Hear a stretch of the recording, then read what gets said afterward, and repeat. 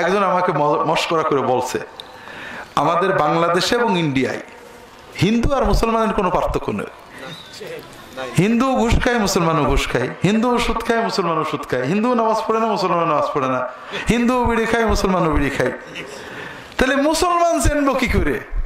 কোন চিনার কায়দা না পেয়ে শেষ পর্যন্ত এক জায়গায় যে মুসলমান চিনা গেছে। কোন জায়গায়?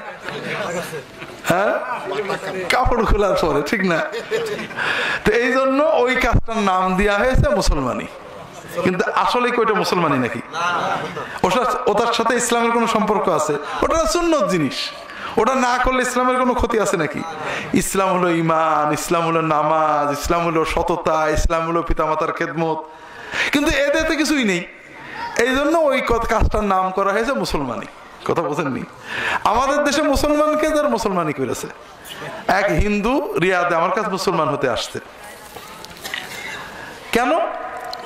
মজার ব্যাপার, ও প্যান্ট পরতো, প্যান্টের সেন্ট আনতে যে এমন ভাবে আটকাইছে, হাসপাতালে যে মুসলমানি নিয়ে লাগছে। তো ও বলছে, হুজুর মুসলমানই যখন নিছি আমি মুসলমানই হব। এখন আসলে মুসলমান হওয়া তো ওইটার না, ওটা তো একটা মুসলমানের ইবাদত, ঠিক আছে, কিন্তু আমাদের দেশে মুসলমান পরিচয় পাওয়া যায় না। সাহাবীদের যুগে মুসলমান কে ছিল খুব ভালো করে বোঝেন। যে ব্যক্তি 5 ওয়াক্ত নামাজ জামাতে পড়ে সে হলো মুসলমান, আর যে ব্যক্তি নামাজ পড়ে কিন্তু ঘরে পড়ে সে মুনাফিক মুসলমান, আর যে নামাজ পড়ে না সে কাফের। কিন্তু আমরা জামাতের গুরুত্ব বুঝি না ভাই। সারা রাত তাহাজ্জুদ পড়ার চেয়ে জামাতে নামাজ পড়া অনেক গুরুত্ব। আল্লাহ রাসূল সাল্লাল্লাহু আলাইহি ওয়াসাল্লাম বলছেন, কেউ যদি ইশার নামাজটা জামাতে পড়ে আর ফজরের নামাজ জামাতে পড়ে সারা রাত তাহাজ্জুদের সওয়াব পাবে।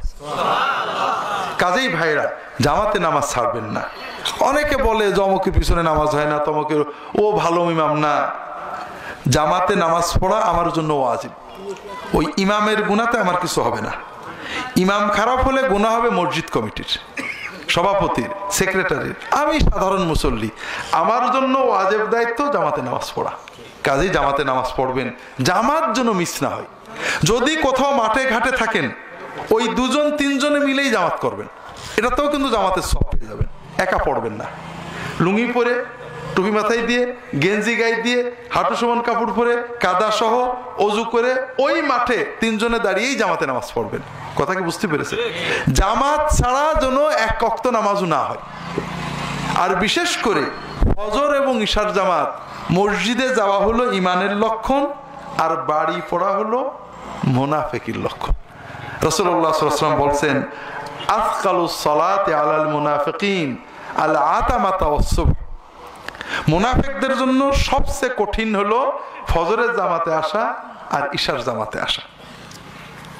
যদি তারা বুঝতো যে মসজিদে গেলে 2টো হাড় পাওয়া যাবে, সিদ্ধ হাড়, যেমন আমাদের বাংলাদেশে পরিভাষায় জিলেপি পাওয়া যাবে, তাহলে ওরা মসজিদে আসতো।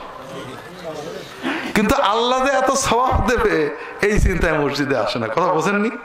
যদি ছেলে ফেলে শোনে জিলেপি আছে, ঠিক মসজিদে যায়, কিন্তু আল্লাহ যে কত সওয়াব দেবে, কত খুশি হবে, কত বরকত দেবে, কত উন্নতি দেবে, এই চিন্তাটা মনে থাকে না। আর ইমানদারের চিন্তা থাকে আমার জিলাপির দরকার কি, আমার আল্লাহ খুশি হবে, আমার বরকত দেবে, দোয়া কবুল করবে, এই চিন্তা নিয়ে জামাতে নামাজে যেতে হয়, ঠিক না ভাই?